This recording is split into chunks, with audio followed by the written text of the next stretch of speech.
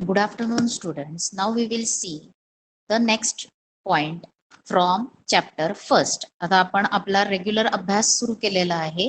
आपला bridge course पूर्ण झालेला आहे. तुमच्या 3 टेस्ट ज्या आहेत त्या टेस्ट तुम्हाला सॉल्व करायच्या आहेत अल्जेब्रा जॉमेट्रीच्या. आणखीन जॉमेट्री पूर्ण झालंय. अल्जेब्राचं झाल्यानंतर तुम्हाला ती टेस्ट दिली जाईल आणि त्या टेस्ट तुम्ही पूर्ण करून आपल्या वहीमध्ये ठेवायच्या आहेत. पेपरवरती लिहून ठेवा आणि सांगितल्यावरती जमा करायच्या आहेत. Now we will see we have completed exercise practice set 1.2. आपण प्रॅक्टिस सेट 1.2 हे सॉल्व केलेलं आहे सगळं. Now we will see the next part from this lesson and it is conditional statements and converse. आता तुम्हाला इंग्लिश बऱ्याच जणांना माहिती आहे कशी काय आहे. मग इंग्लिश मधले असे स्टेटमेंट्स की इफ देन ह्या फ्रेजचा यूज करून जे स्टेटमेंट्स होतात तयार होतात त्यांना काय म्हटलेलं आहे, कंडिशनल स्टेटमेंट. एक कंडिशन सॅटिस्फाय होत असते. मग त्याच्यावरून जे काही स्टेटमेंट्स येणार आहेत आणि कोणती फ्रेज यूज करणार आहे, इफ देन. म्हणजे इफ नंतर काही पार्ट असणार आहे स्टेटमेंटचा, नंतर देन नंतर पार्ट असणार आहे स्टेटमेंटचा. असे 2 स्टेटमेंट्स कशानं जॉईन होणार आहेत, इफ देन या फ्रेजनं जॉईन होतात. त्यावेळेला त्या स्टेटमेंट्सला काय म्हणायचे, कंडिशनल स्टेटमेंट. लक्षात आलंय. आता इफ नंतर जो पार्ट येतो स्टेटमेंटचा, इफच्या नंतर येणारा जो पार्ट आहे त्याला म्हणायचं antecedent. It is called as antecedent. त्याला काय म्हणायचं आहे, अँटीसिडंट म्हणायचं आहे. आणि देन नंतर येणारा जो पार्ट आहे, आता देन THEN नंतर, तर देन नंतरचा जो पार्ट येणार आहे त्याला काय म्हणायचं आहे, कॉन्सिक्वंट. काय म्हणायचं त्याला, कॉन्सिक्वंट.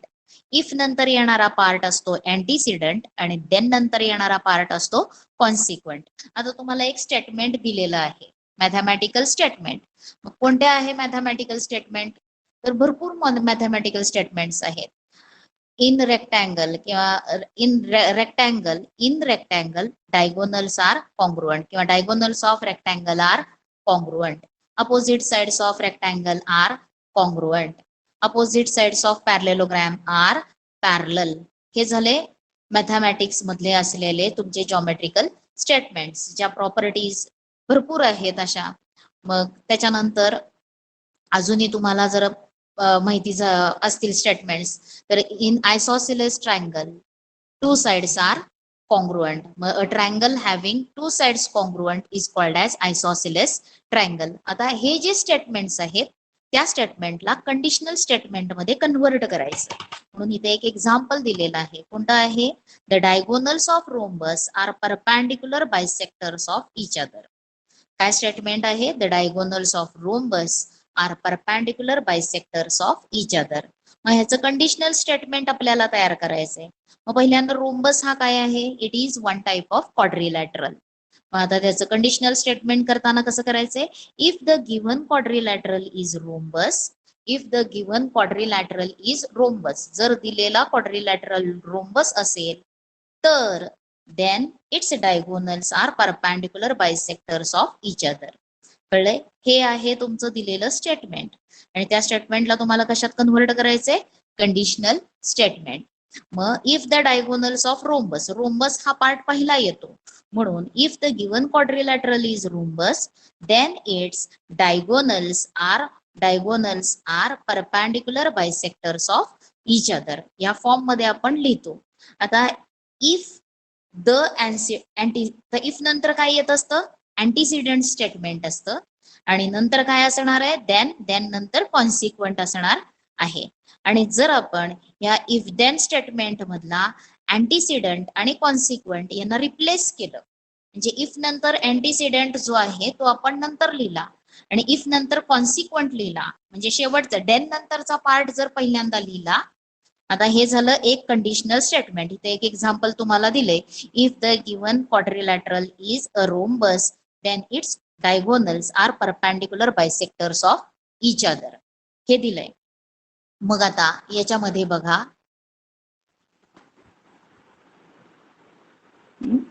आता ह्याच्यामध्ये कॉन्सिक्वंट अँटीसिडंट कोणता आहे, तर गिव्हन क्वाड्रिलॅटरल इज रोम्बस हा अँटीसिडंट आहे. गिव्हन क्वाड्रिलॅटरल इज रोम्बस हा काय आहे, अँटीसिडंट. कॉन्सिक्वंट काय आहे तर its diagonals are perpendicular bisectors of each other. हा काय झाला कॉन्सिक्वंट. आता जर आपण काय लिहिलेलं आहे इफ नंतर जर आपण हा कॉन्सिक्वंट आणि अँटीसिडंट यांच्यामध्ये जर आपण उलट अदलाबदल केली तर तयार होणारं स्टेटमेंट हे पहिल्या स्टेटमेंटचं काय असणार आहे कॉन्व्हर्स स्टेटमेंट असणार आहे. काय असणार आहे ते कॉन्व्हर्स. मग आता ह्या स्टेटमेंटचा कॉन्व्हर्स बघा हे साधं स्टेटमेंट त्याच्यानंतर हे कंडिशनल स्टेटमेंट लिहिलं आणि आता आपल्याला कंडिशनल स्टेटमेंटचं काय लिहायचं आहे कॉन्व्हर्स. बघा हे साधं स्टेटमेंट त्याच्यानंतर इथं त्याचा काय लिहिलेलं आहे conditional statement. If a quadrilateral is rhombus then its diagonals are perpendicular bisectors of each other. आता ह्याचा आपल्याला काय लिहायचं आहे कॉन्व्हर्स लिहायचं आहे. कॉन्व्हर्स म्हणजे काय इफ नंतर काय येणार आहे तर कॉन्सिक्वंट या स्टेटमेंट मधला. मग इफ द डायगोनल्स इट्सच्या तिथं काय लिहायचं द. If the diagonals are perpendicular bisectors of each other then the quadrilateral is rhombus. then the quadrilateral is rhombus असं येणार आहे. बघा आता इथं त्याचं तुम्हाला कॉन्व्हर्स दिलेलं आहे. काय कॉन्व्हर्स आहे स्टेटमेंटचा तर if the diagonal of quadrilateral are perpendicular bisectors of each other then it is a rhombus. Then it is a rhombus. लक्षात आलेलं आहे. इट हे कशासाठी वापरले क्वाड्रिलॅटरल साठी वापरले. Then that quadrilateral is rhombus असं न लिहिता then it is a rhombus. हे काय झालं त्याचं कॉन्व्हर्स झालं. कॉन्व्हर्स म्हणजे काय करायचं अँटीसिडंट आणि इफ दॅन स्टेटमेंट मधल्या अँटीसिडंट आणखीन कॉन्सिक्वंटचा काय करायचा अदला बदल करायची. मग आता इथं तुम्हाला आणखीन एक एक्झाम्पल दिलेलं आहे. काय आहे स्टेटमेंट तर स्टेटमेंट जे आहे ते देताना स्टेटमेंट कसं दिलंय कॉन्व्हर्स मध्ये सॉरी कंडिशनल दिलेलं आहे. If a number is prime number then it is even or odd. म्हणजे जर दिलेला नंबर जर प्राईम नंबर असेल तर तो काय असेल इव्हन किंवा ऑड असेल. प्राईम नंबर म्हणजे आपल्याला माहिती आहे प्राईम नंबर म्हणजे त्यांना काय असणार आहेत मूळ संख्या. मग जर दिलेली संख्या ही मूळ संख्या असेल तर ती कोणती असणार आहे ऑड असेल किंवा इव्हन असेल. ऑड किंवा इव्हन असू शकणार आहे. आता इव्हन प्राईम नंबर कोणता आहे ओनली 2. एकच फक्त आहे इव्हन प्राईम नंबर आणि ती कोणती आहे 2.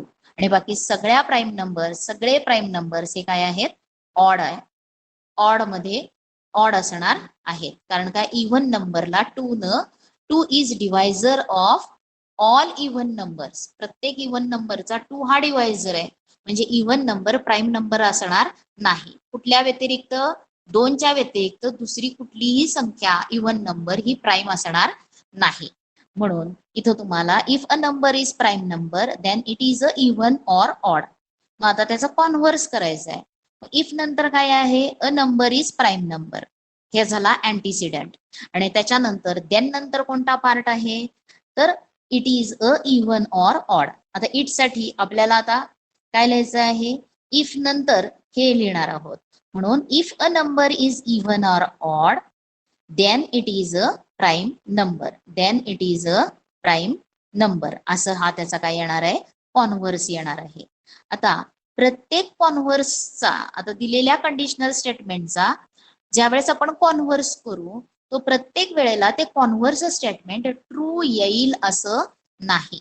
बघा आता if a number is even or odd संख्या दिलेली संख्या इव्हन असेल किंवा ऑड असेल तर ती प्राईम नंबर असते का. आता ह्याच्यासाठी हे स्टेटमेंट जे आहे कॉन्व्हर्स स्टेटमेंट जे आहे हे लिहिलं याचा कॉन्व्हर्स पण हे ट्रू आहे का. मग आता आपण समजा एक नंबर लिहिला इव्हन नंबर आपण 4 लिहिला तर if a given number is even हा इव्हन आहे पण तो then it is a prime number तो प्राईम नंबर आहे का नाही. त्याच्यानंतर अजून एक आपण ऑड नंबर लिहिला 9. आता हा दिलेला नंबर ऑड आहे इथं दिलेला नंबर इव्हन आहे म्हणजे if the number is even or odd then it is a prime number. हे 2 प्राईम नंबर आहेत का नाहीत. म्हणून हे जे कॉन्व्हर्स स्टेटमेंट आहे हे कॉन्व्हर्स स्टेटमेंट ट्रू येणार नाही. म्हणून इथं लिहिलंय बघा काय दिलेलं आहे in this example the statement is true but its converse is false. त्याचा कॉन्व्हर्स काय आहे? फॉल्स आहे. कळलंय? कॉन्व्हर्स हा काय येणार आहे? फॉल्स. असं असणार नाही, हे रॉंग स्टेटमेंट येणार आहे. हा आपण लिहिला या स्टेटमेंटचा कॉन्व्हर्स, पण कॉन्व्हर्स स्टेटमेंट ऑलवेज करेक्ट असेल असं, ट्रू येईल असं नाही, ते फॉल्स पण असू शकणार आहे.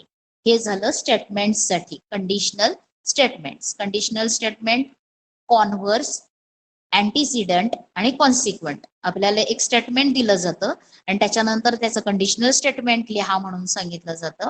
त्यावेळेस इफ देन या फ्रेजचा यूज करून ते स्टेटमेंट कंडिशनल लिहायचं. त्याच्यानंतर काही वेळेला तुम्हाला राईट अँटीसिडंट अँड कॉन्सिक्वंट विचारलं जातं, ते लिहायचं.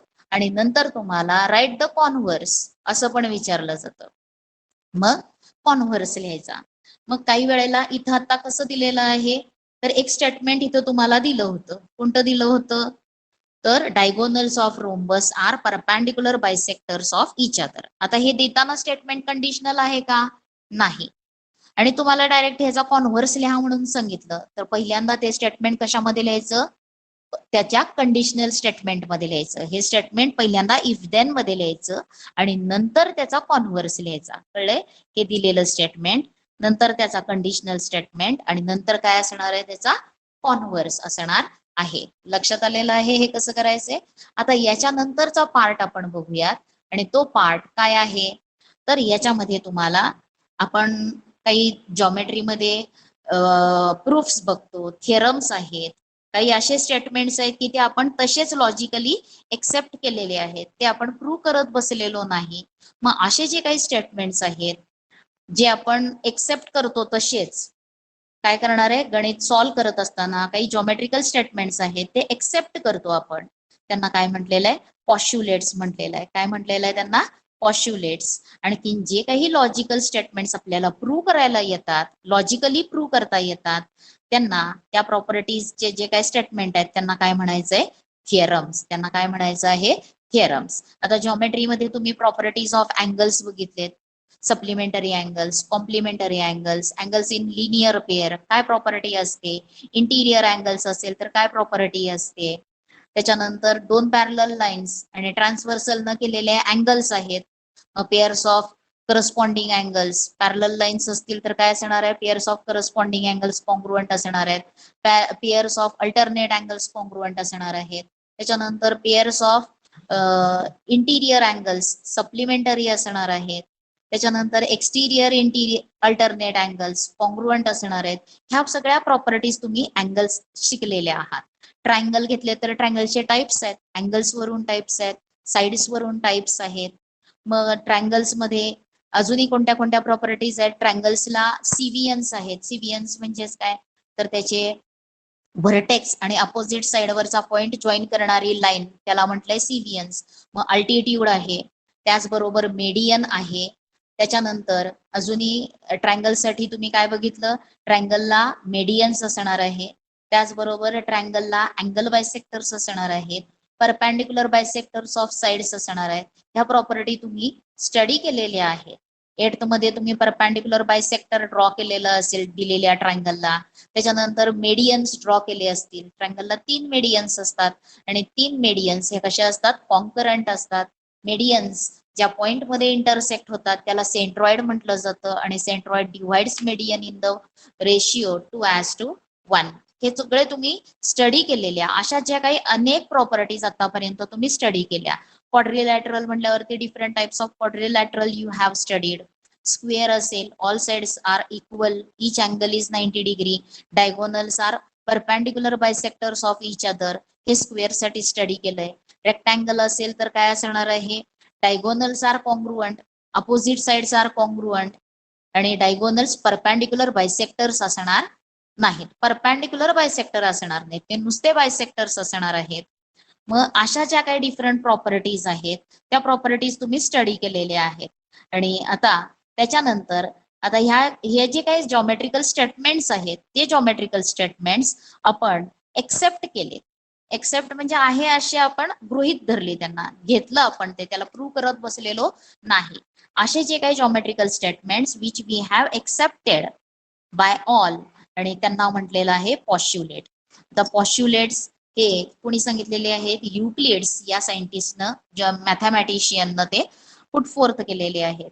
त्याच्यानंतर काही पॉस्ट्युलेट्स जे आहेत ते आपल्याला प्रूव्ह करता येणार आहेत. काही basis of the postulates some more properties can be proved logically. आता काही बेसिक प्रॉपर्टीज आहेत, जॉमेट्रिकल स्टेटमेंट किंवा जॉमेट्रिकल प्रॉपर्टीज ज्या आहेत त्या आपल्याला लॉजिकली प्रूव्ह करायला येतात. त्यांना काय म्हटलेलं आहे? थिअरम्स. त्यांना म्हटलेलं आहे थिअरम्स. मग आता युक्लिड्स पॉस्ट्युलेट कोणते आहेत हे तुम्हाला तुमच्या वहीमध्ये लिहायचंय.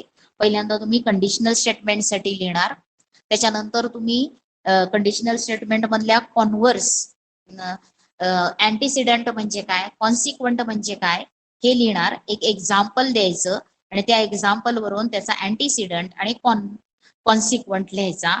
त्याच्यानंतर त्या दिलेल्या कंडिशनल स्टेटमेंटचा तुम्हाला पुन्हा काय लिहायचं आहे? कॉन्व्हर्स लिहायचा. इथे एक दुसरं एक्झाम्पल दिलेलं आहे. कॉन्व्हर्स स्टेटमेंट हे ऑलवेज ट्रू येणार नाही, ते फॉल्स पण असणार आहे. ते तुम्हाला लिहायचं आहे वहीमध्ये तुमच्या. आणि त्याच्यानंतर तुम्हाला पॉस्ट्युलेट्स लिहायचे आहेत. मग पॉस्ट्युलेट कोणते आहेत? युक्लिड्स पॉस्ट्युलेट हे 5 पॉस्ट्युलेट्स तुमच्या वहीमध्ये तुम्हाला लिहायचे आहेत. मग देअर आर, आणि हे लिहायचे व्यवस्थित आणि त्याचे फोटोज मला सेंड करायचे. मग there are infinite lines passing through a point. एक पॉइंट असेल तर त्या पॉइंट मधून इनफायनाइट लाईन्स जातात. हे तुम्ही स्टडी केलेलं आहे. Infinite lines passes through a point. एका पॉइंट मधून असंख्य रेषा जाणार आहेत. त्याच्यानंतर there is one and only one line passing through 2 points. दिलेले पॉइंट्स जर 2 असतील तर त्या 2 पॉइंट्स मधून जाणारी रेषा किती असणार आहेत? संख्या रेषेच्या एक आणखीन एकच संख्या 2 पॉइंट्स मधून जाणार आहे. मग a circle of given radius can be drawn taking any point at its centre. Circle draw करायचं असेल तर आपल्याला कुठेही आपण त्याचा सेंटर घेऊ शकणार आहोत आणि रेडियस ड्रॉ करता त्या रेडियसचा सर्कल ड्रॉ करता येणार आहे. म्हणजे सेंटर घेण्यासाठी कुठला एक ठराविक पॉइंटच पाहिजे असं नाही. मग सर्कल जो आहे of given radius can be drawn taking any point as centre. मला आता इथला पॉइंट सेंटर पाहिजे असेल तर मी इथं कंपासचा सेंटर ठेवणार, सर्कल ड्रॉ करणार. मला इथं सेंटर पाहिजे असेल सर्कलचा तर इथं कंपासचा सेंटर ठेवणार, सर्कल ड्रॉ करणार. म्हणजे कोणताही पॉइंट हा सर्कलचा सेंटर होऊ शकणार आहे. त्याच्यानंतर all right angles are congruent with each other. आता राईट अँगलची मेजर किती असते? राईट अँगलची मेजर किती असते? 90 डिग्रीज. म्हणून all right angles are congruent. प्रत्येक राईट अँगल हा काय असतो? Congruent to each other. म्हणजे प्रत्येक राईट अँगल हा एकमेकांना कॉन्ग्रुएंट असणार आहेत. मग स्क्वेअर असेल तर स्क्वेअर मध्ये किती राईट अँगल असणार आहेत? 4 असणार आहेत. आणि ते चारही राईट अँगल्स काय असणार आहेत? एकमेकांना कॉन्ग्रुएंट असणार आहेत. कॉन्ग्रुएंट म्हणजे त्यांची मेजर काय राहणार आहे? सेम. आणि राईट अँगलची मेजर किती असते? 90 डिग्रीज. आता if 2 interior angles made on one side of a transversal of 2 lines added up to less than 2 right angles, then the lines produced in the direction intersect each other. आता ही property काय आहे? आता हे पॉस्ट्युलेट्स तुम्ही तुमच्या लक्षात आलेले असते.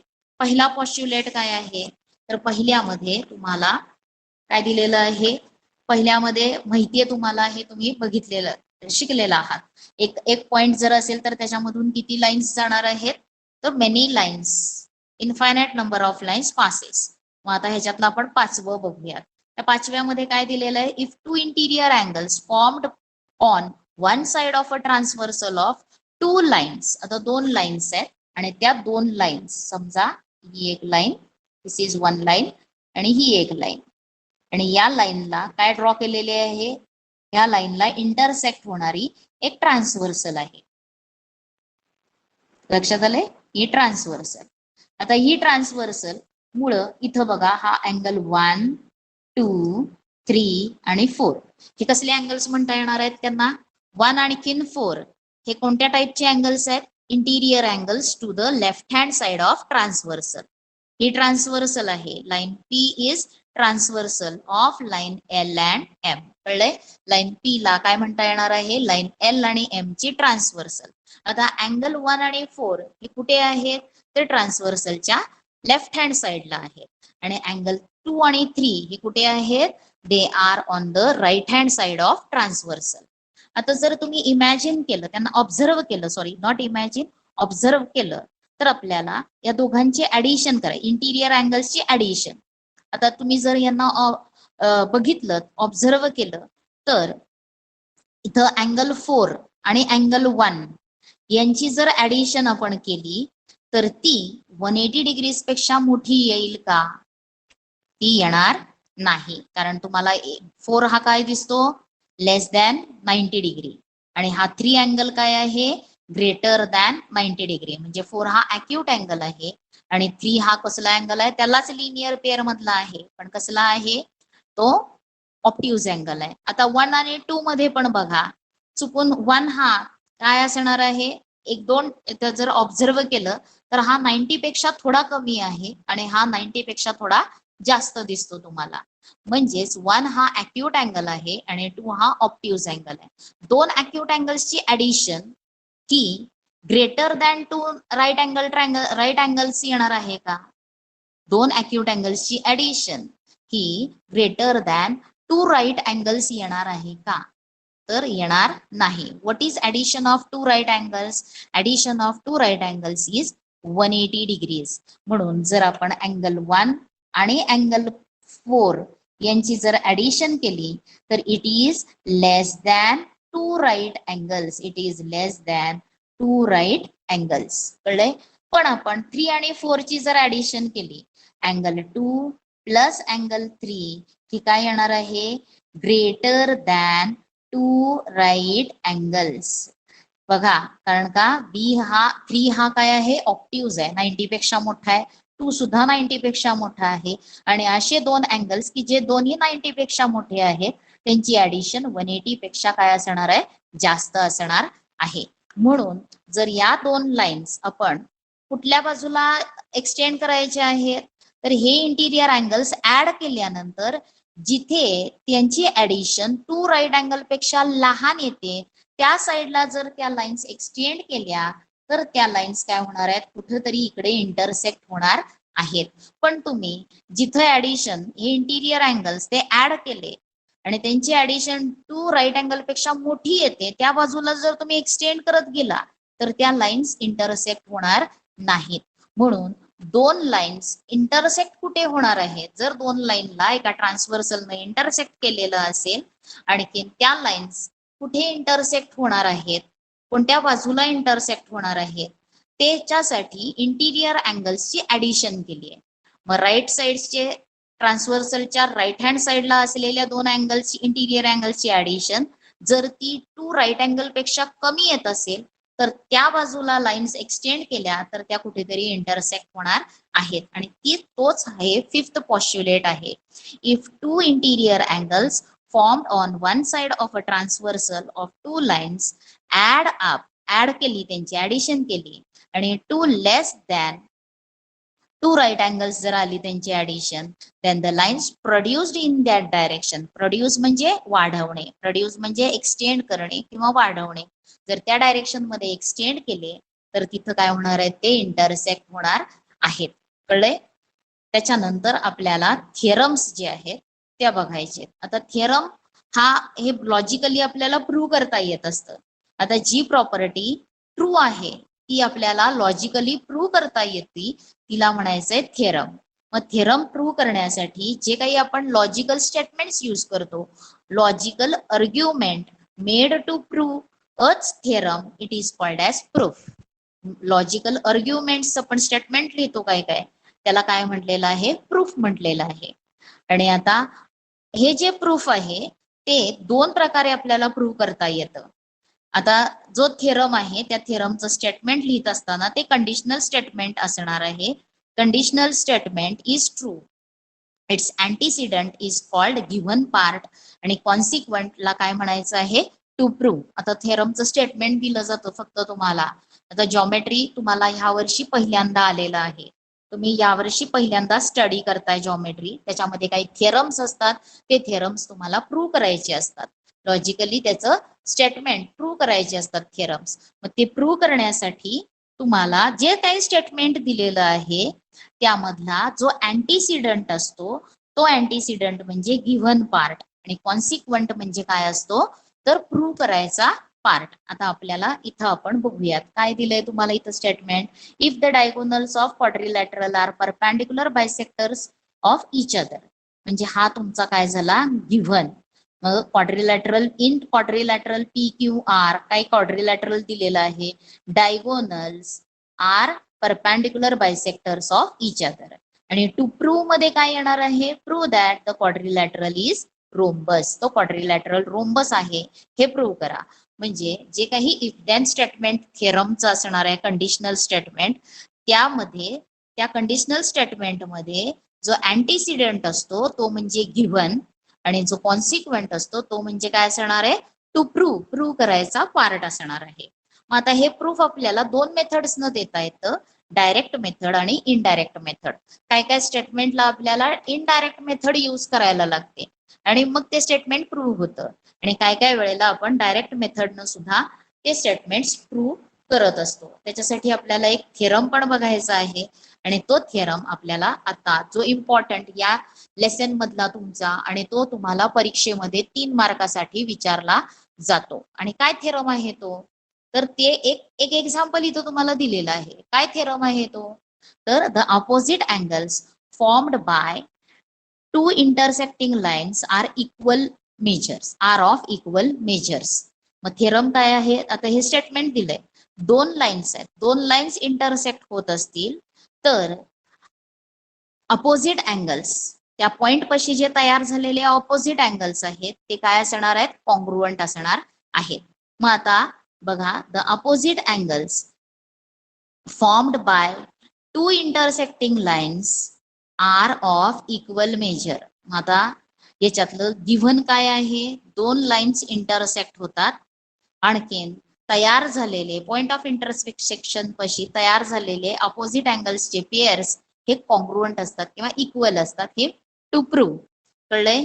मग हा हे थिअरम आहे त्याचं स्टेटमेंट काय आहे दोन लाईन्स एकमेकांना एका पॉइंट मध्ये इंटरसेक्ट होत असतील तर पॉइंट ऑफ इंटरसेक्शन पाशी आपल्याला चार अँगल्स तयार झालेले दिसतात. कोणते कोणते आहेत angle A O D, angle D O B, angle B O C आणि अँगल ए ओ सी. याच्यामध्ये अँगल ए ओ डी चा अपोजिट अँगल कोणता आहे तर अँगल बी ओ सी. त्याच्यानंतर अँगल ए ओ सी चा अपोजिट अँगल कोणता आहे तर अँगल बी ओ डी. आणि ह्या अपोजिट अँगल्सचे दोन पेअर्स इथं आपल्याला दिसतात आणि त्या दोन्ही पेअर्स मधले अँगल्स काय असणार आहेत सेम मेजरचे आहेत असतात हे प्रूव्ह करायचंय. आता ते कसं प्रूव्ह केलंय बघा. आता ही लाईन आहे कोणती आहे line A B and line C D intersect at point O. म्हणून इथं लिहिलंय गिवन मध्ये line A B and line C D intersect at point O such that A dash O dash B. म्हणजे काय ए आणि बी च्या मध्ये कोणता पॉइंट आहे O and C dash O dash D म्हणजे सी आणि डी च्या मध्ये कोणता पॉइंट लाय होतो ओ. एवढं लक्षात आलेलं आहे. आता प्रूव्ह करताना एक लाईन कन्सिडर करा ए बी आणि ही हा रे आहे ओ सी. म्हणून आता आपल्याला अँगल ए ओ सी हा angle A O C plus angle B O C या दोन अँगल्सची ऍडिशन किती लिहिता येणार आहे 180 डिग्रीज. कारण हे दोन अँगल्स काय फॉर्म करतात अँगल्स इन लिनियर पेअर. कळले A O C plus angle B O C forms linear pair therefore their addition is 180. हे पहिलं इक्वेशन. त्याच्यानंतर दुसरं इक्वेशन बघा. आता दुसरी लाईन कन्सिडर करायची ही सी डी. मग आता कोणते अँगल्स घ्यायचे आता इथं मी फक्त मार्क करणार आहे. हा आहे अँगल 1 हा आहे अँगल 2. मग यापैकी एक अँगल ह्या डीसी ला कॉमन आला पाहिजे म्हणून कोणते पेअर्स घ्यायचे तर हे दोन घ्या. कळले. अँगल बी ओ सी आणि अँगल बी ओ डी या दोघांची जर ऍडिशन केली तर याला आपण नेम देऊयात 3 आणि ह्या अँगलला नेम देऊयात 4. मग अँगल 3 घ्यायचा का 4 घ्यायचा डीसी ही तर लाईन धरली आपण आणि रे कोणता घ्यायचा आहे ओबी जर कन्सिडर केला तर हे दोन अँगल्स काय असणार आहेत अँगल्स इन लिनियर पेअर. हे दोन अँगल्स काय असणार आहेत अँगल्स इन लिनियर पेअर. आणि जर तुम्ही डी सी ही लाईन घेतली आणि रे जर ओ ए घेतला, ओ ए हा जर रे घेतला, तर हे दोन अँगल्स 4 आणि 1 हे काय असणार आहेत, अँगल्स इन लिनियर पेअर. कळलंय? मग आता इथं डीसी ही लाईन कन्सिडर करायची आणि रे कोणता घेतलेला आहे, ओ बी. म्हणून अँगल 3 प्लस अँगल 2 यांची ऍडिशन किती येणार आहे, 180 डिग्रीज. कोणते अँगल्स आहेत, angle B O C plus angle B O D is equal to 180 degrees, angles in linear pair. आणि आता बघा इक्वेशन 1 आणि इक्वेशन 2 च्या राईट हँड साइड्सच्या व्हॅल्यूज काय आहेत, सेम 180 डिग्रीज 180 डिग्रीज. म्हणून या इक्वेशनच्या लेफ्ट हँड साइड्स आपल्याला इक्वेट करता येतात. म्हणून पहिल्या इक्वेशनची डावी बाजू लिहिली, angle A O C plus angle B O C is equal to काय लिहिणार, angle B O C plus angle B O D. आणि मग आता या दोघांच्या मध्ये कुठला अँगल कॉमन आहे, तर बीओसी आणि अँगल बीओसी कॉमन आहे आणि तो कॅन्सल होऊन जाईल आणि राहणार कोणता आहे, फक्त angle A O C equal to angle B O D. लक्षात आलंय? आणि similarly we can prove the other pair also congruent. म्हणून हा थिअरम तुम्हाला 3 ते 4 मार्कासाठी पेपरला, युनिट टेस्टला विचारला जातो. त्याच्यामुळं हा थिअरम म्हटल्यानंतर काय काय असायला पाहिजे बघा, त्याचं गिव्हन लिहिलं पाहिजे टू प्रूव्ह, आणि पहिल्यांदा त्याची डायग्रॅम असायला पाहिजे. Diagram is important. डायग्रॅमला मार्क असतात. तुम्ही जी गिव्हन लिहिता त्याला मार्क असतात, टू प्रूव्ह लिहिता त्याला मार्क असतात, आणि मग राहिलेले मार्क तुमच्या प्रूफसाठी असतात. कळलंय? 3 मार्काला जर थिअरम विचारला असेल तर डायग्रॅमला अर्धा मार्क, गिव्हन लिहिता त्याला अर्धा मार्क, टू प्रूव्ह लिहिता त्याला अर्धा मार्क, आणि 1.5 मार्क इथं झाला आणि 1.5 मार्क तुमच्या या प्रूफला असणार आहे. लक्षात आलेलं आहे? असं step by step marking system असते. आणि मग तुम्हाला आता इथं जे नेम्स तुम्ही वापरलेले आहेत फिगर मध्ये, तेच नेम्स तुमच्या प्रूफ मध्ये असायला पाहिजेत. नाहीतर इथं जर तुम्ही नेम दिले असतील वेगळे आणि इथं वेगळे लिहिले असतील तर ते चेक केलं म्हणजे ते चुकीचं धरलं जाणार आहे. म्हणून हा पहिला थिअरम तुम्ही पुस्तकात जसा दिलाय तसाच 2 वेळा तुमच्या वहीमध्ये लिहा आणि तो सेंड करा, मला पाठवा. कळलेलं आहे? आणि आता याच्यावरनं तुम्हाला आता इथं जे एक प्रूफ दाखवलं हे डायरेक्ट मेथडचं प्रूफ आहे. हे कसं प्रूफ आहे, थिअरम डायरेक्ट मेथडनं प्रूव्ह केलेलं आहे. आता इनडायरेक्ट मेथडनं तुम्हाला इथे एक प्रूफ दिलेलं आहे, ते तुम्ही वाचू शकता, बघू शकता. आता इथं अ prime number greater than 2 is odd. A prime number greater than 2 is odd. आता प्राईम नंबर्स आपल्याला कोणते कोणते माहिती आहेत, प्राईम नंबर 2, 3, 5, 7, 11, त्याच्यानंतर 19, 13, 19, त्याच्यानंतर 23, त्याच्यानंतर 29 हे काय आहेत. आता असेच इनफायनाइट असणार आहेत. मग 2 पेक्षा मोठा जो प्राईम नंबर आहे ते सगळे काय आहेत बघा, हे सगळे यांच्यामध्ये कॉमन काय आहे, these all numbers are odd. ते ऑड नंबर्स आहेत. म्हणून स्टेटमेंट काय आहे, a prime number greater than 2 is odd. मग आता त्याच्यासाठी प्रूव्ह करताना आपल्याला गिव्हन, आता त्या पहिल्यांदा कंडिशनल स्टेटमेंट लिहिलं, if P is a prime number then if P is a prime number greater than 2 it is a odd. मग गिव्हन काय आहे, तर P is prime number greater than 2. हे तुमचं काय झालं, given. Then that is 1 and p are only the divisors of p. p चे डिव्हायझर्स कोणते येणार आहेत, 1 आणि p. आणि p आता प्राईम नंबर आहे, प्राईम नंबर मध्ये डिव्हायझर्स काय असतो, ती संख्या आणखीन 1, हेच त्याचे काय असणार आहेत, डिव्हायझर. आणि तुम्हाला प्रूव्ह काय करायचंय, p इज ऑड नंबर. मग पहिल्यांदा आपण ऍश्युम करायचंय तिथं, let us suppose that p is not a odd number. p odd number नाही हे गृहीत धरायचंय. आणि नंतर तुम्हाला p is an even number. A divisor of p is 2. आता p जर इव्हन नंबर असेल तर त्याचा डिव्हायझर काय असणार आहे, 2 असणार आहे. पण आपण p हा प्राईम नंबर दिलेला आहे आपल्याला आणि त्याचा डिव्हायझर फक्त काय आहे, तो नंबर आणि p आहे. मग it is given that p is a prime number greater than 2. म्हणून 1 and p are the only divisors of p 1 and p are the only divisors of p. आणि इक्वेशन 1 आणि इक्वेशन 2 यांच्यामध्ये बघा, आता इथं इक्वेशन 1 मध्ये p चा divisor 2 हे लिहिलेलं आहे आणि इक्वेशन 2 मध्ये p चे डिवायझर्स 2 आहेत, एक आणखीन p. या दोनच संख्या आहेत. या दोघांमध्ये काय दिसतं आपल्याला? विरोधाभास दिसतो, कॉन्ट्रॅडिक्शन. दीज स्टेटमेंट्स आर कॉन्ट्रॅडिक्शन, म्हणजे विरुद्ध आहेत एकमेकांच्या ते. इथं जी कंडिशन इथं ह्याच्या स्टेटमेंटची कंडिशन आहे तीच इथं सॅटिस्फाय होत नाही, म्हणून त्यांच्यामध्ये काय दिसतं आपल्याला? कॉन्ट्रॅडिक्टरी. कॉन्ट्रॅडिक्टरी म्हणजे विरोधी परस्पर विरुद्ध असणं. कॉन्ट्रॅडिक्टरी म्हणजे विरुद्ध, जे काही मत आहे ह्याचं आणि याचं, ह्या दोघांच्या मधून अर्थ आपल्याला भिन्न निघतात, म्हणून कॉन्ट्रॅडिक्टरी. म्हणून द अझम्पशन, तुम्ही जे अश्युम केलेलं आहे, गृहीत धरलेलं आहे की P is not a odd, हे काय आहे? False. P is a odd is not a odd number, हे काय असणार आहे? फॉल्स. हे चुकीचं आहे, म्हणजे आपण जे गृहीत धरलं ते चुकीचं आहे. म्हणजेच this proves that prime number greater than 2 is odd. म्हणजे हे दिलेलं स्टेटमेंटच काय असणार आहे? बरोबर असणार आहे. आता ह्या मेथडनं जे प्रूफ दिलं जातं याला म्हणायचं इनडायरेक्ट मेथड. लक्षात आलंय? आणि त्याच्यानंतर आपल्याला हा एक्सरसाइज कोणता आहे? 1.3. आणखी नंतर प्रॉब्लेम सेट हे आपल्याला नंतरच्या तासाला काय करायचं आहे? स्टडी करायचं आहे. तर आता आपण स्टॉप करूयात. तुमचा होमवर्क काय आहे तो लक्षात घ्या. तुम्हाला काय काय लिहायचं आहे? तर तुम्हाला कंडिशनल स्टेटमेंट, एक कंडिशनल स्टेटमेंट कशाला म्हणतात ते लिहायचं, पुस्तक उघडायचं, पुस्तकामध्ये वाचायचं, म्हणजे तुम्हाला लिहायला येणार आहे. इफ देन स्टेटमेंट कशाला म्हणायचंय? The statements which are written in the if then form are called conditional statement.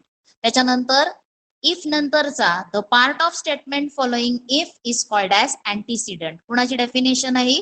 अँटीसिडंटची. नंतर कुणाची डेफिनेशन लिहायची तुम्हाला? कॉन्सिक्वंट.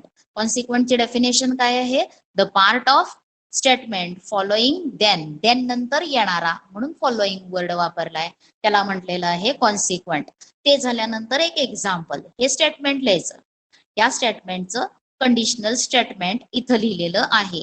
If the given quadrilateral is rhombus then its diagonals are perpendicular bisectors of each other. त्याच्यानंतर त्याचा converse लिहायचा आणि तो converse आपल्याला इथं दिलेला आहे. कळलेलं आहे? हे झालं एक कंडिशनल स्टेटमेंटसाठी एक एक्झाम्पल तुम्ही इथं घेतलं. त्याच्यानंतर तुम्हाला पॉस्ट्युलेट्स लिहायचे आहेत. पॉस्ट्युलेट्स युक्लिड्स पॉस्ट्युलेट म्हणायचं वरती, आणि हे 5 पॉस्ट्युलेट्स लिहायचे. त्याच्यानंतर थिअरम, त्याची डेफिनेशन काय आहे ते इथं ती पॉस्ट्युलेट्सची डेफिनेशन इथं दिली आहे, थिअरम्सची डेफिनेशन इथे आहे, ते लिहायचं. आणि थिअरम मध्ये जे काही लॉजिकल स्टेटमेंट्स असणार आहेत प्रूफसाठी असलेले, त्यांना काय म्हणायचंय? प्रूफ. आता त्याच्यानंतर तुम्हाला एक थिअरम लिहायचा आहे.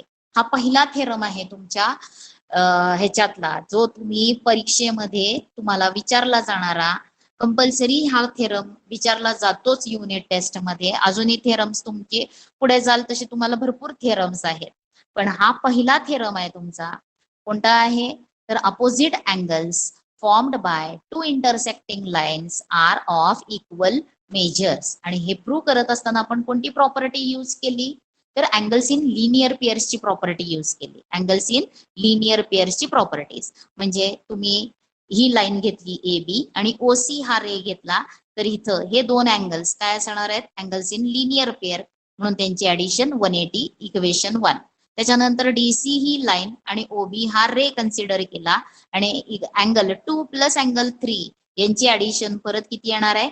180 डिग्रीज, आणि ते आहेत अँगल्स इन लिनियर पेअर. मी इथं तुम्हाला समजण्यासाठी 1 2 3 4 लिहिलेलं आहे. अँगल 1 म्हणजे काय आहे? Angle AOC. 2 म्हणजे काय आहे? Angle BOC. ते इथं लिहिलंय त्यांचे ऍडिशन. नंतर अँगल 2 प्लस अँगल 3 म्हणजे angle BOC plus angle BOD यांचे ऍडिशन 180 डिग्रीज. इक्वेशन 1 आणि 2 च्या उजव्या बाजू समान, म्हणून डाव्या बाजू आपल्याला इक्वेट करता येतात. ही आहे पहिल्या इक्वेशनची डावी बाजू, बरोबर चिन्ह द्यायचं आणि मग दुसऱ्या इक्वेशनची डावी बाजू लिहायची. आता दोघांमध्ये कॉमन एक अँगल आहे, तो दोन्हीकडून इलिमिनेट होऊन जाणार आहे. इलिमिनेट म्हणजे तुम्ही कॅन्सल केलं तरी चालेल, ती कॅन्सल होणार आहे आणि राहणार काय आहे? तर angle AOC equal to angle B O D. म्हणजे अशा प्रकारे आपण एक पेअर प्रूव्ह केली आणि similarly we can prove the other pair. हा थेरम तुम्हाला लिहायचा आहे. तर हे पूर्ण करा आणि ह्याच्या नंतरच्या तासाला आपल्याला एक्सरसाइज बघायचा आहे.